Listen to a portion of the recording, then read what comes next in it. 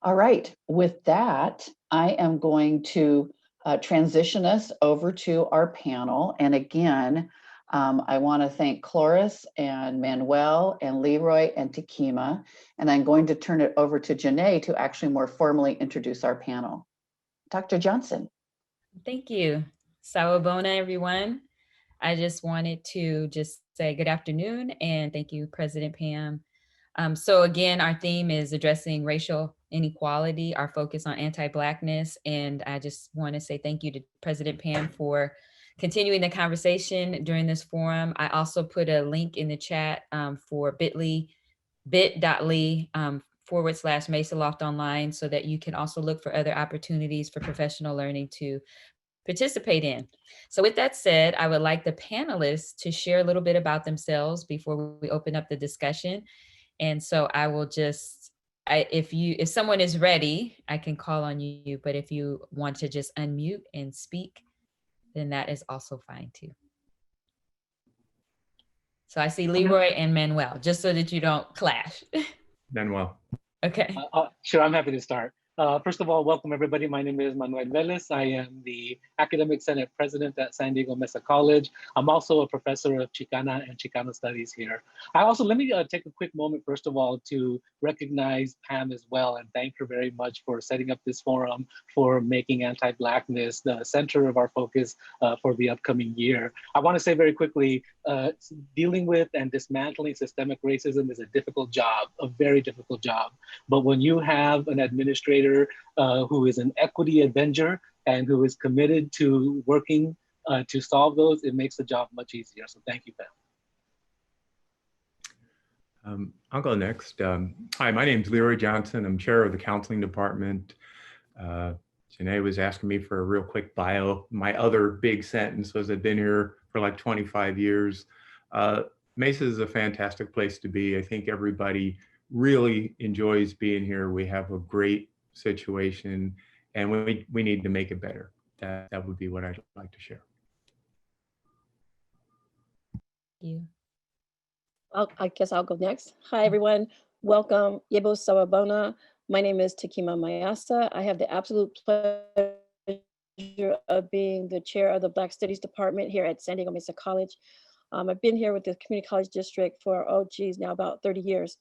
And what I love about being at Mesa is the family environment and the willingness of our administration, Pam, in this particular instance, Constance, when she was here, of not only dealing with difficult issues when it calls for that, but to be consistent in the effort so that as we move forward with success-mindedness, whatever that is, however long it takes for us to do that. So again, welcome everybody, and thank you for allowing me to be a part of this panel. Next. Hi, I'm Cloris Johnson. I've been at Mesa for about 4 years. I started in President Lester's office. Now I'm an instructional office specialist and co-chair of the Equity Task Force. Happy to be here. Thank you. So I just wanted to just share also that we've created a few questions to begin. And so please also feel free to add questions to the Q&A, and I just invite the panelists to feel free to check those as well if you want to respond by typing in an answer. And so with that said, I just would like to pass it over to President Lester to share the first question. Thank you. Thank you, Janae. And I really, I want to start by centering this on, the trauma is real right now. The trauma is ever present.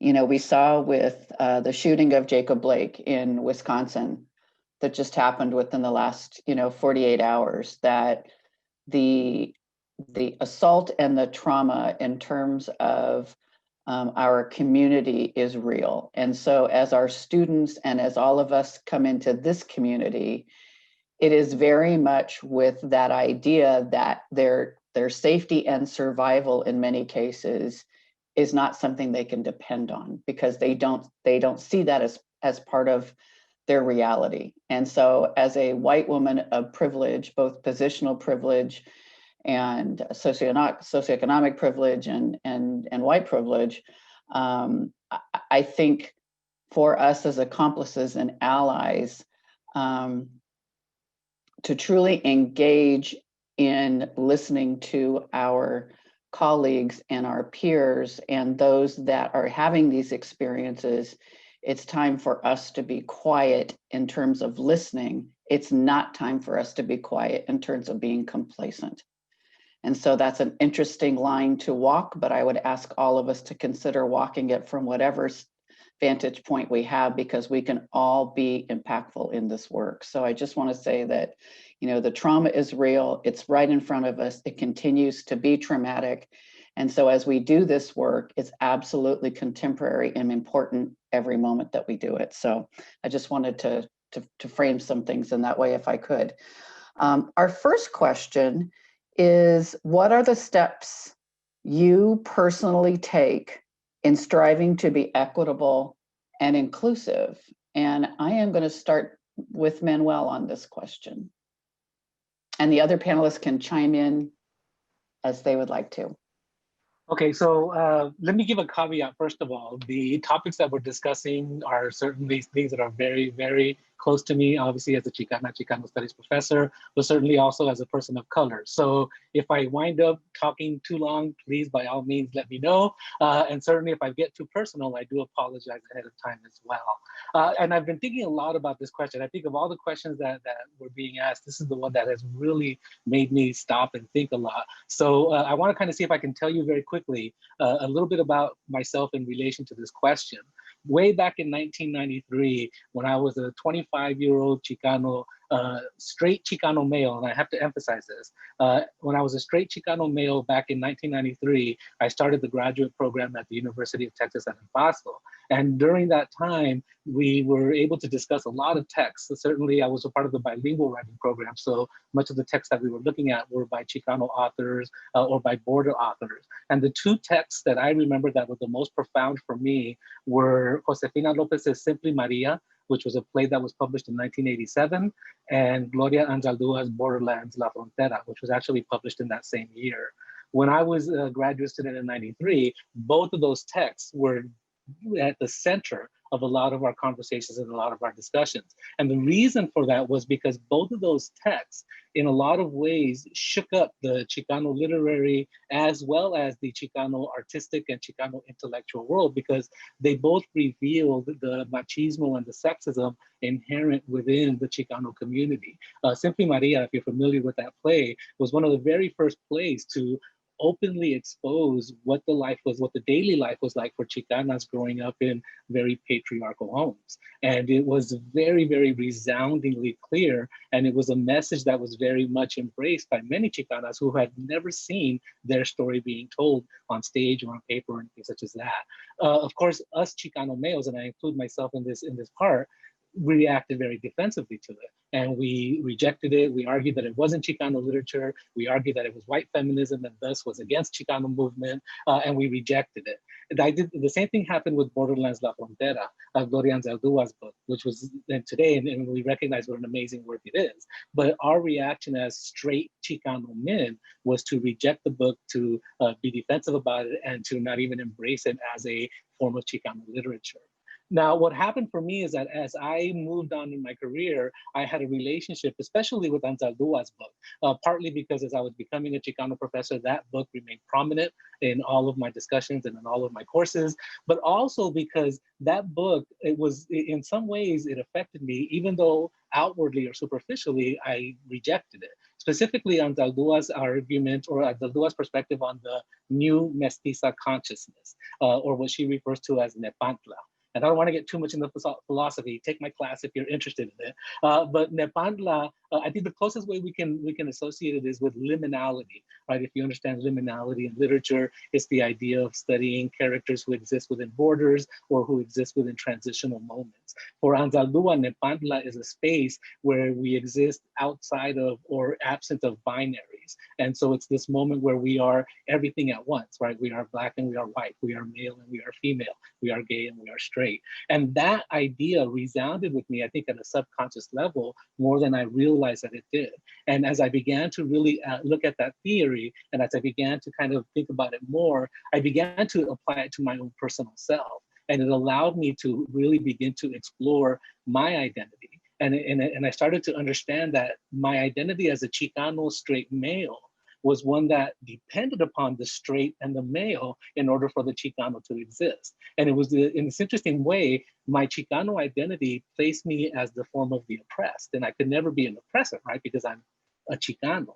And the male straight part then, for me, as a Chicano then, the male straight was not an oppressive identity for me. I don't know if that makes sense to everybody. Because I'm Chicano, then me being male doesn't make me sexist, right? Because I'm Chicano, then me being straight doesn't make me homophobic because I am an oppressed person.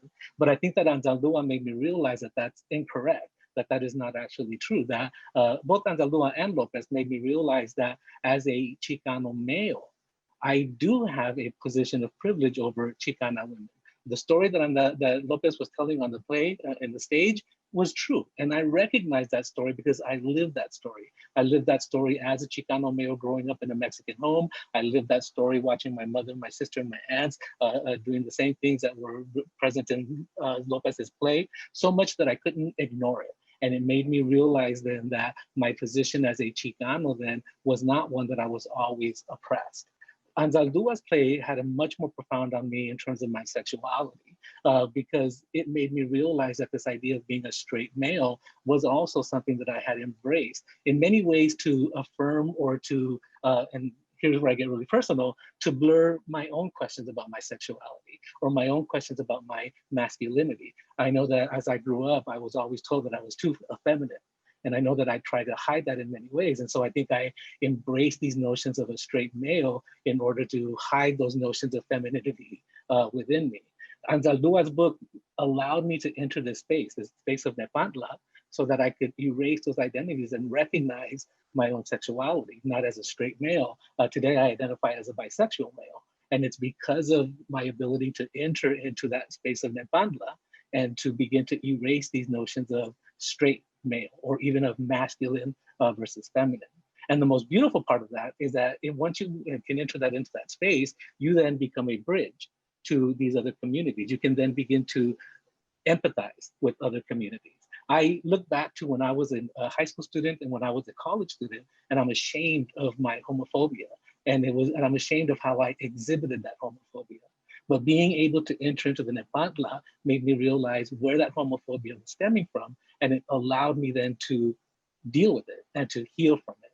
And so that then drives me today. And I apologize again if this is getting way personal and way long, but that's what drives me today, is this idea then that who we are is certainly beyond the social constructions that define or restrict our identities.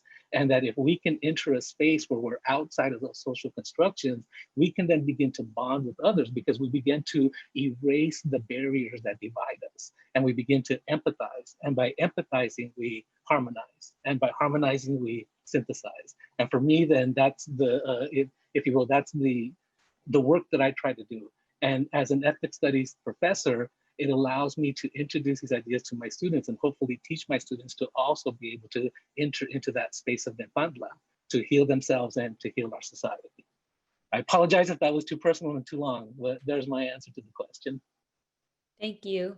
I just wanted to, some people were interested in the books, Manuel. I found one, but could you tell me the other one? I found Gloria's book, but if you could mention the name of the other book. Please. The other one is Simply Maria by Josefina Lopez. It's actually a play. Oh, okay. Simply. Thank you. Mm-hmm.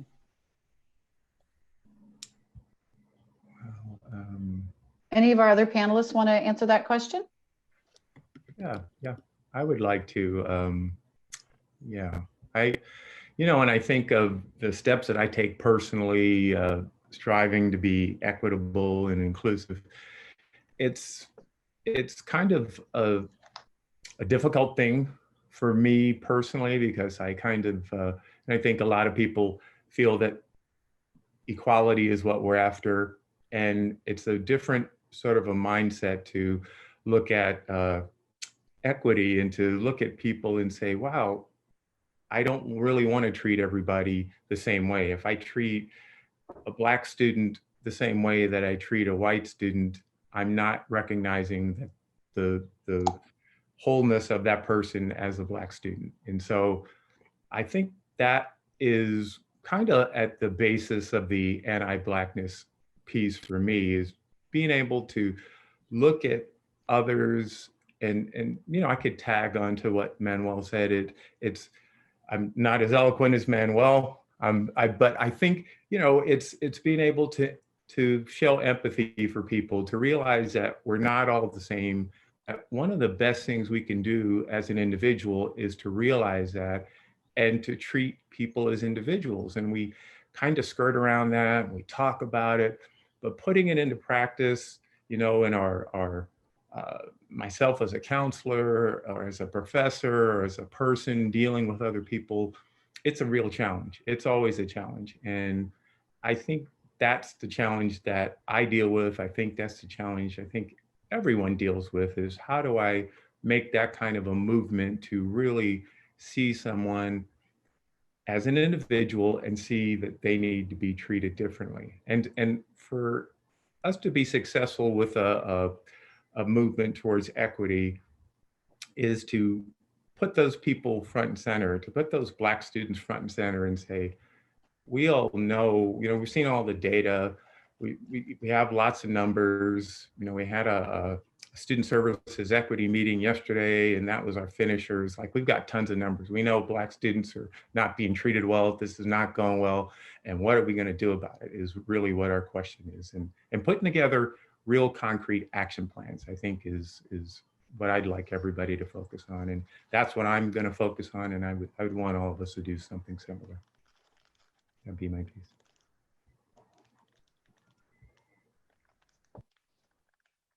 Okay, well, I'd like to take and address that for that question a little bit.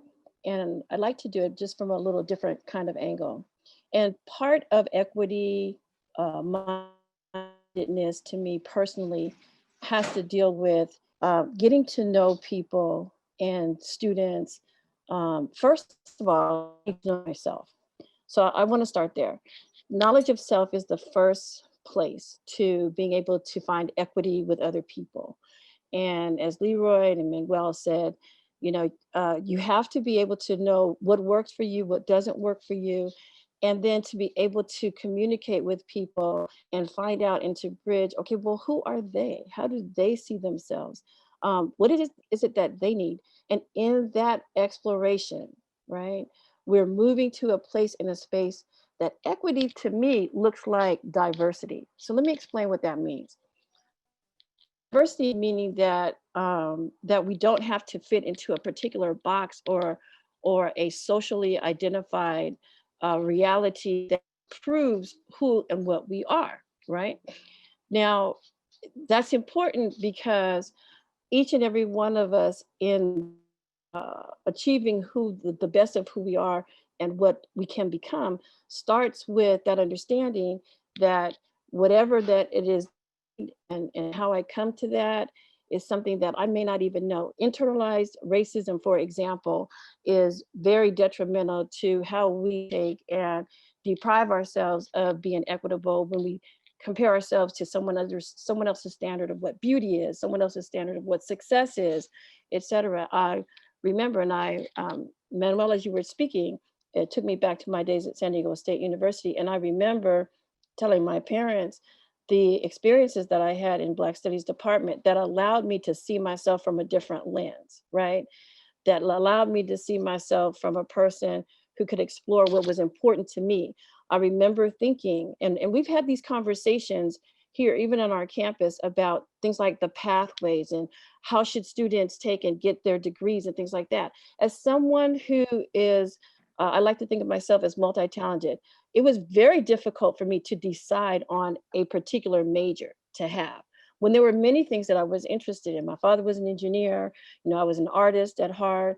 And so I explored a lot of different things before I discovered that Black Studies allowed me to take and invest in all of those things, that I could discover the best of myself in all of those things.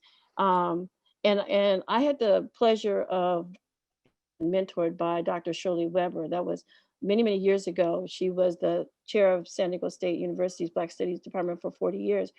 And I use her as an example because, you know, when I thought of myself as a woman who had a young woman who had very long hair, and I had always been told, oh, you have this beautiful, long, healthy thing of hair. And I remember how liberating it was for me to just cut it all off. And so part of being equitable is also helping students be true to themselves, finding their own identity in terms of what works for them, not just academically, but holistically as well too. And so, and I don't want to go on and on, but I'll end my conversation with this in terms of why that's important.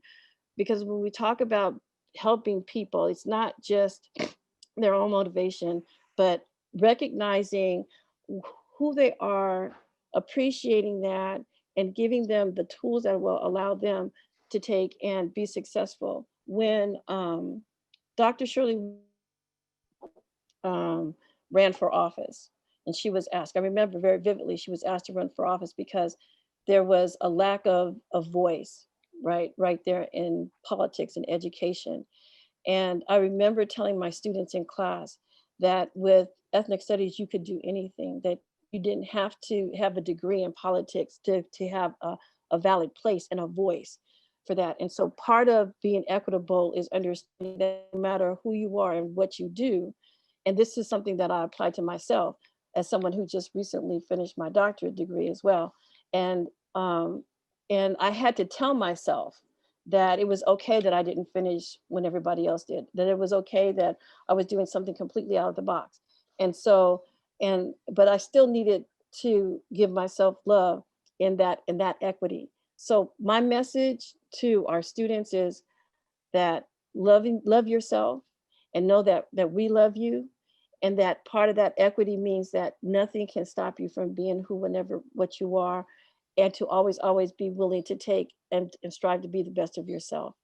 And when you do that, you'll achieve what it is that you will be a part of that. Thank you, Dr. Mayasa.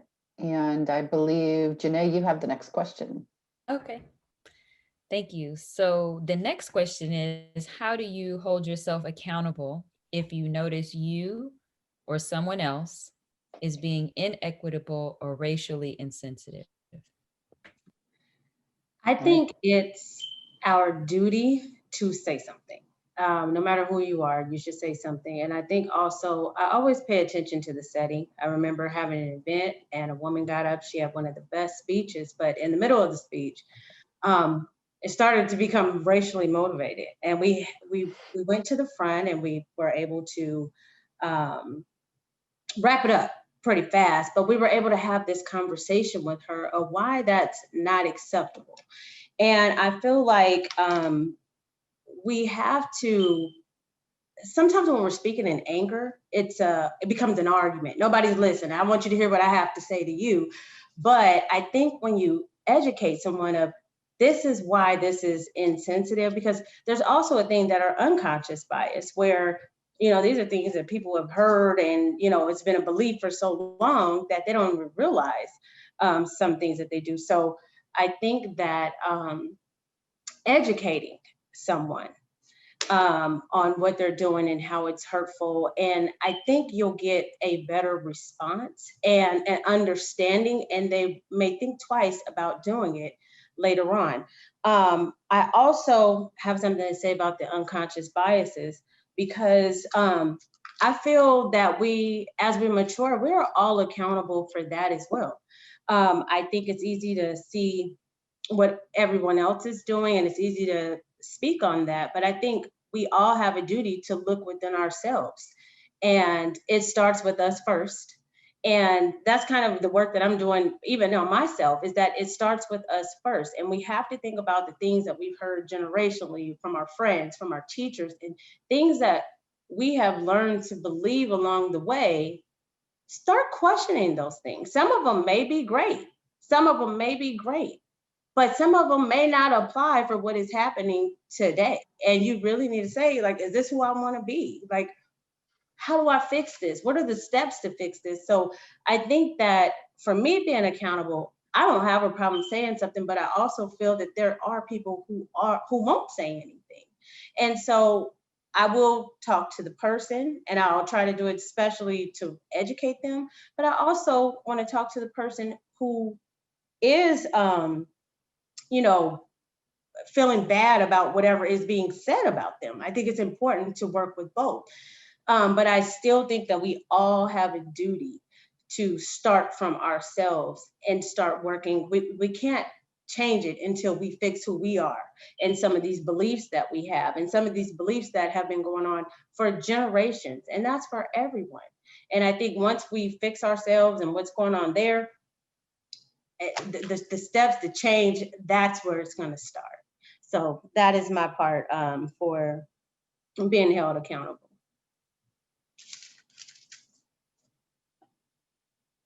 Would anyone else like to share? I'll add a couple of things to that. I agree with Cloris that we definitely, it has to begin with ourselves and look at ourselves in terms of accountability. You know, I would add to that that we also have to recognize that in many situations, we're simply just not aware. And Cloris used the term unconscious bias, and that's absolutely accurate. If I go back to myself as a high school student or a young college student, I certainly would not have believed that I was being homophobic, even though I was expressing this terrible homophobia. So I would say that one is to recognize, I think, in some ways that you may be exhibiting unconscious behavior, and certainly always listen when somebody brings it up. So as Cloris says, you know, if someone comes up to you and says, hey, well, what you're saying is offensive, what you're saying is bad, you know, allow the opportunity to see them as correct, right? Allow yourself to listen to them and allow yourself to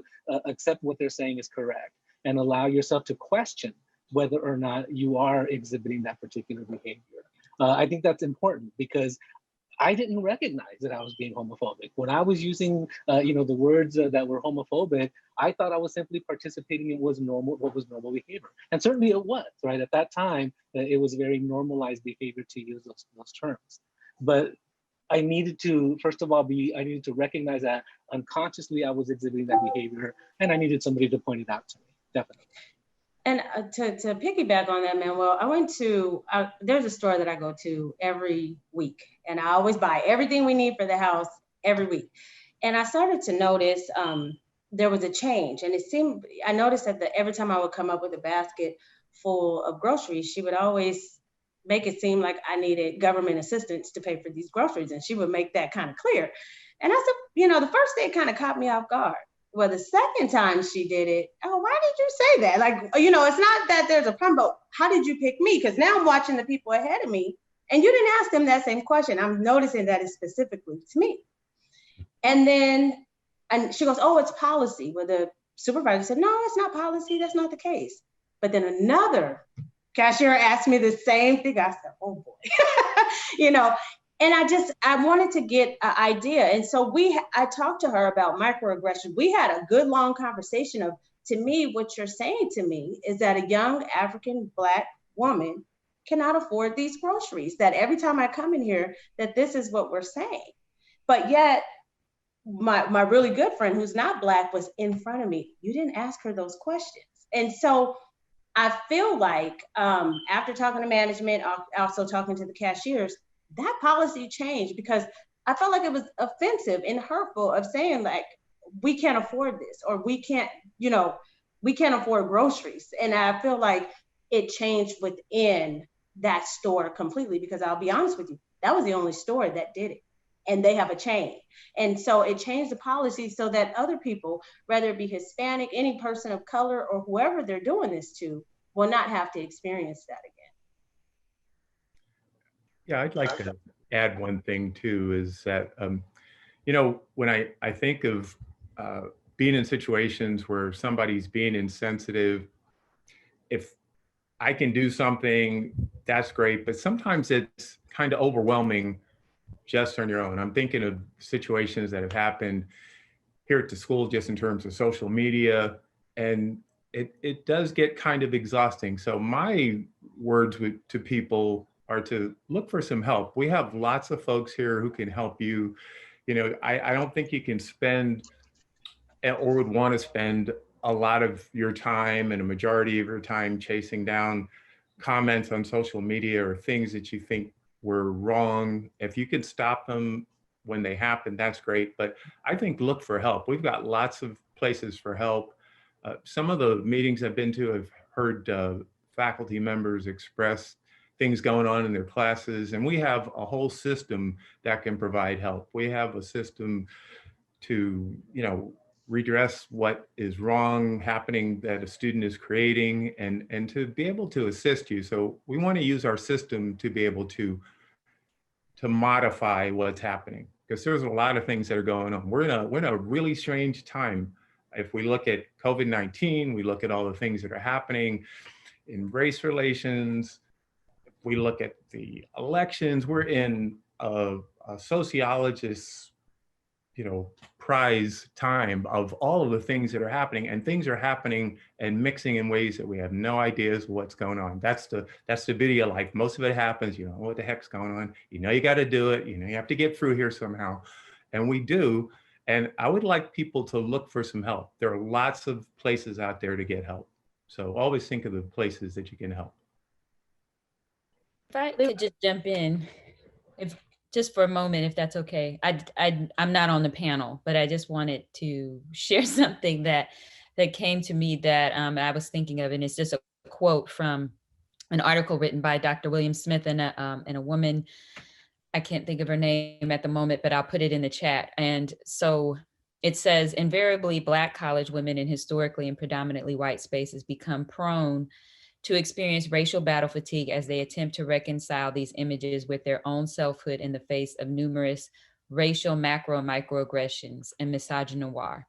Pierce observed that in identifying racial discrimination, we must not look for the gross and obvious. The subtle, cumulative mini assault is the substance of today's racism. The offensive mechanism of racism and the enormity of the complications they cause can be appreciated only when one considers that these blows are delivered incessantly. It is the unrelenting nature of racial discrimination, whether subtle or overt, that constitutes racial microaggressions. Racial microaggressions, therefore, can be both inconspicuous and difficult to confirm racial slights, and more obvious and overt attacks that become recurrent indignities and irritations and unfair treatment, which escalate to stigmatization, hypersurveillance, low expectations, and personal threats or attacks on one's well-being. And that was a long quote, but I like the quote because I think what we're discussing, and just from what Manuel said and how he did some self-awareness. Cloris said that she noticed something. She also did this self-awareness, just as Leroy and Takima have said. And so oftentimes I think when it comes to educating ourselves, like Manuel referred to Gloria's book and how it became kind of a lens for him to view certain things, is that sometimes these things aren't obvious, right? But to the person, they may feel obvious. And so having the dialogue like this is an opportunity for us to discuss, but then also educating ourselves about it through professional learning, which we have some of these things. We've had microaggressions. We'll continue to open some of those things up again, unconscious bias, but just also not just learning it as a intellectual training, but also just, using it as a way to self-reflect, because sometimes just even as myself, one thing that I learned about equity, that it wasn't just color, right? It was like, as Pam mentioned, I'm a cisgendered woman, right? That's a privilege, right? Because I identify, so someone who is trans maybe is judged because they identify as a woman, but the world may judge them because they don't see them through that lens. So then that is a privilege that I hold, that I was not, that I became aware of. So something like that I'm able-bodied, right? I can physically do certain things, but someone else who, so not being equitable in the sense that I could be judging it, even if it's just not race related, but that there are other ways that we can see the world because we don't have certain issues or discomforts when it comes to certain things like race or if it comes to sexuality or whatever. So then we can't always see it as easily. So then we have to be interrogate ourselves is what I'm hearing from them, is that they have consciousness of that. So I just wanted to share that when it's not overt, it doesn't mean that it's not there, but it just means that we sometimes have to be aware to recognize that if someone is saying they feel a certain way, then maybe we can give them the space, to share how they feel. So I just wanted to just share that because the dialogue was good. Thank you. I'll just Thank add you, really Janae. briefly. I'll just add really briefly to that. We've had MK Asante come to our campus several times over the years recently. And one of the things that he says is that if you make an observation, you have an obligation. I said it again. If you make an observation, you have an obligation. You have an obligation to speak out about that. And, and there's different ways that we can speak out and address things.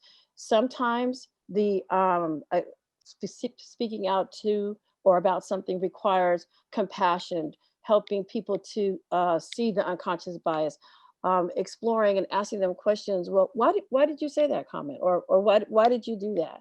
Because oftentimes my colleague in Black Studies, Professor Star Lewis, will say that hurt people hurt people. And so generally, sometimes the oppression that's happening or is being delivered isn't really about the person that is being given to, as opposed to something happened within the person who's giving it, right?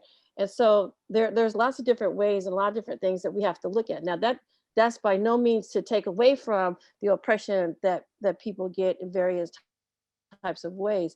And so part of accountability means calling things out, being compassionate when the situation calls for that, but also not being afraid, right, to deal with things head on. Because there have been situations that I had, on campus and off campus, frankly, where there have been, tensions that have flared and people didn't want to hear, what was happening for different reasons.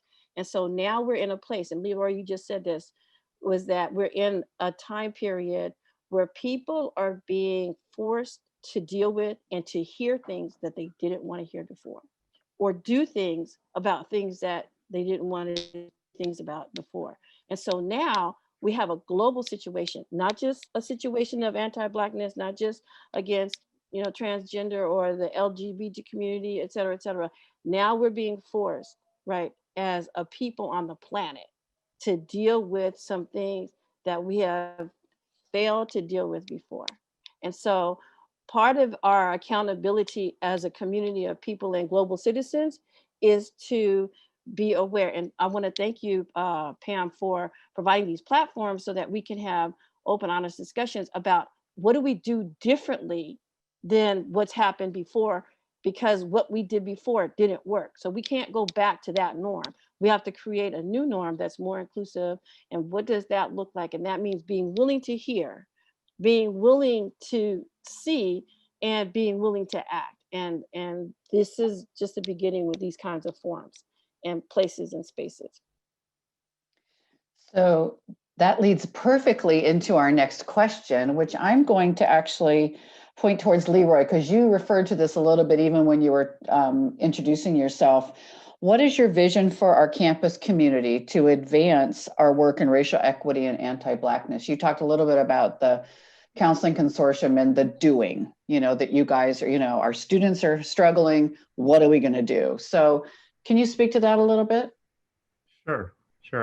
I have, my vision is, it's a long lasting vision. I see that we have a great assortment of people. We've got our instructional side of our campus. We've got our student services side.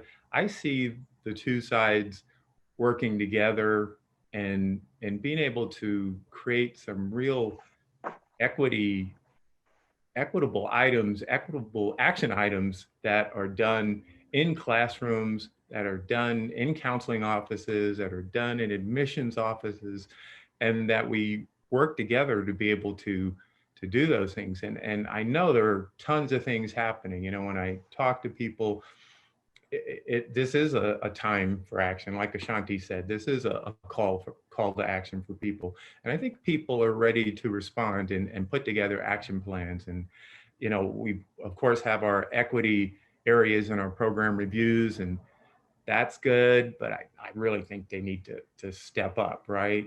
We've got a counseling equity committee, and we've had meetings and said, hey, we should put our equity statement first, right? We shouldn't have it buried where you have to go through 2 web pages to find it. It should be the first thing you see on everybody's web page. When you go to a web page, it should be, are we gonna treat specific populations in the best way possible so that all of us can have a better environment? That should be upfront. And that's kind of what my dream is, my vision for the future, for that to be able to be. And I know we could do it. I know we're moving towards it, and I know it involves places or things like guided pathways movement, and our academic senate, and I know it involves our classified senate and our classified professionals. And you know, I always have to remind myself, oh yeah, I mentioned this to our counseling classified people. You're actually our first responders. Our classified folks are our first responders. You're the first people that deal with students. Most of the time you pick up a phone, or you're seeing somebody, or you know, you're the first contact. That first student contact is huge, and we should never forget that. We should never forget how important that is to the whole vision of equity here at Mason College. So I see us all fitting together, but with some real powerful equity action plans. Thank you. Others? I could jump in. So for me, when I was thinking about the answer to this question, I think I was envisioning a more kind of utopic idea of what would be the perfect college campus for me. I want to answer it kind of in 2 ways. I think first, in terms of the physical space itself, and I think that's an important thing to discuss, is what would a college campus look like? One that is committed to equity and diversity and all of those things. And for me, it goes to the idea of the college campus has to reflect the communities that exist within that campus. And I mean by community, certainly the students that come and take classes and that you know, interact on our college campuses, but I also mean the community that the campus itself sits on, right? So for Mesa College, that's the Linda Vista community. And I think that a college campus should visibly reflect the cultures of those communities. One of the interesting things, and what I'm talking about certainly, again, is kind of theoretical, I am a cultural studies scholar, so I kind of do these things. If you look at, when I first started at San Diego Mesa College, the buildings were old, they were not that good looking, but there were murals throughout the buildings, and the murals reflected the cultural diversity and the cultural, you might say, pride of the students who attended the colleges. Chicano Studies actually several years ago did a panel presentation on the murals themselves and how the murals reflected the history of San Diego Mesa College. And what has happened since I began there is that the buildings that house those murals have disappeared, right? And they've been replaced with some modern buildings, some very beautiful buildings, buildings that have won a lot of awards, buildings that are technologically advanced and so on and so forth, but that in many ways attempt to not show a cultural identity and thus attempt to show a more kind of neutral presentation of the campus. And I say this with all due respect, because I know that some of the ideas about what's happening here come from some of us here in the college itself. But what's interesting is that those murals ultimately disappeared. They are preserved, right? You can find smaller versions of it in the library or in the student services building.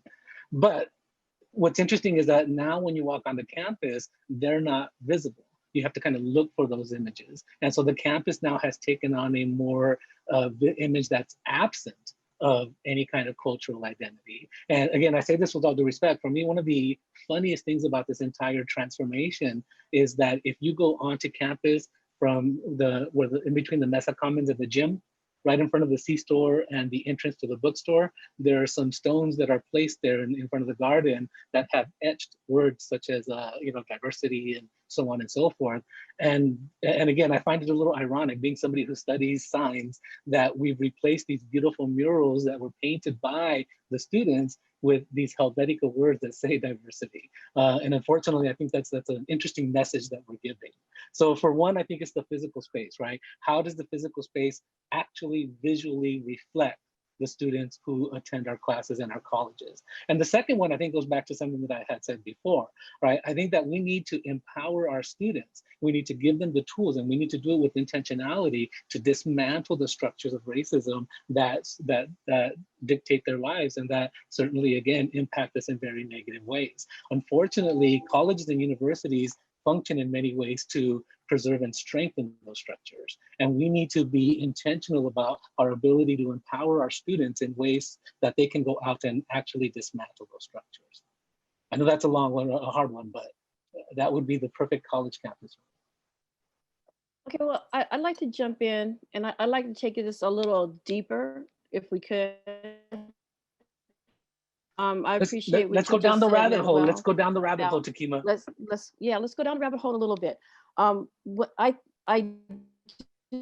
do, again, also, I appreciate these conversations, because these are conversations that are, it's not that we haven't had them, but I think that we're having them in a different kind of way, and that's a good thing. And part of, really dealing with the issue of equity, so that it's eradicated, right? It's one thing, like, Malcolm X says, you stick me with a knife 6 inches and you pull it out over only 3, I still have 3 inches worth of knife that are still in me. But yeah, it came out, but the whole thing didn't come out. And so the whole healing hasn't occurred the way that it could and should, et cetera. And so part of, when I have a vision for our campus, is to continue, first of all and foremost, to continue to take this conversation seriously. And we are, not just as a campus, but as a society as well. We're starting to take it really seriously in ways that we haven't done before. And that's in depth, not just in surface, right? In addition to that, to understand that equity for all doesn't mean less equity for others. And that's part of, I think, the misnomer and the fear, right? That's part of the xenophobia around having these equity conversations, is that if we really get to the truth of it, that people of African descent and higher education in society, and the microaggressions that they experienced, and racism through their workplace, through their school place, and other types of things, that when we talk about healthcare and the disproportionate deaths that are happening, and COVID-19, all these kinds of things, regardless of your privilege, if you're people of color, right, that you still are not privileged in terms of your health, because the issues of racism and discrimination that undermine your health. And so you could have the best healthcare in the world, but then if you die because of the effects of the microaggressions and things that get to you, then that's an issue that you can't see, but it's certainly happening, and it is affecting us physically, spiritually, mentally, and other types of things. In addition to that, addressing it's not just making things visible, right? But it's about dealing with the things that are ignored, that are dismissed, that are discounted. It means having a better understanding that when, if I'm in a place and I'm making a point, and it hurts to hear that, then that means something. And unfortunately, when we have to deal with situations where it hurts to hear something from people, because oftentimes people don't want to perceive themselves as being the perpetrator of whatever the hurt is that's coming through the voice of the people that are being most impacted by that. And it's not always that you did something, as opposed to, and we've said this in this conversation today, that it is real and it is happening. And then the question becomes, if it was happening to you, would you want somebody to hear you? Would you want somebody to help you? And how would you change that, right? And not just say that it's something that, people are complaining about, and, get over it, that slavery is dead, and, it's not that way anymore. Pam, you just said in the last 48 hours, a man, and I want to say this, I want to take a minute to say this, because I was looking online yesterday and I was like, okay, well, what happened? What was the situation? There was a call for domestic violence, and he wasn't even involved with the domestic violence call. He was trying to split it up, and it took me 10 articles to find that information. All the other 9 just said that something happened, but there was one that gave more explicit information, right? And having accurate information is important. That he was helping these 2 ladies because they were having a dispute over the car key, scratching the car, and he got shot 8 times, and is likely is paralyzed at this point in front of his 3 sons that were in the car. And we can say, oh, that's horrible, you know, that this shouldn't have happened, but it did. Where did it happen? In America. What time period? 21st century. That means something. And I've said this before, and I'm going to say it again. When I had a student call me and talk about his cousin who got killed, and he said, why should I go back to school? What? Because my life, and I don't know if I'm going to live another day. To be frank, why should I do that? So part of the vision is to continue to tell our students that they matter, that we love them and not be afraid. That's called affective learning, right? Showing the students that we care. And Leroy, you talked about the systems and the structures. And we have to also say when the systems and structures don't work, that we call it out, not in a negative way, but in a diversified way to say, let's do this. And I appreciate the student services. I need to get a shout out to Dean Maxey, Dr. Hands, and others who, when I make the call and I say, you know what, there's a challenge that I'm having with students. Can you help me? And Leroy, you said this. Find the people who can help you, and they do. And our campus does those things. And we all have to do that and not be frustrated by the inconvenience, right? And I want to say that because we all get frustrated by the inconvenience of having to stop what we're doing for the teaching to deal with these other issues so that we can go back to that. But if we don't do that, we might lose the students overall. So there's a lot of work to be done. I wanted to say that I'm grateful to be a part of Mesa College in our efforts to be open to have these conversations and dialogues, and to the effort that's going on to take and address these needs. And so there's a lot of work to be done, but I think we're up to the challenge, and living up to what we say that we are is essential. As the leading college of equity and excellence, you know, putting our money where our mouth is and our actions to, you know, what we say is very essential for people to take us seriously. And I'm grateful to be a part of that effort to do that. Well, Takima, that is going to have to be the last word for this time, because we have reached the end of, and thank you for so eloquently taking us home, because that was beautiful. And I think at the end of the day, if we're talking about loving our students and looking for help and help-seeking behavior, if we model that with one another, then our students see that that's part of what our expectations are. We don't expect anyone to do Mesa College by themselves, whether you're an employee or a student or anybody else. We're in it to win it together.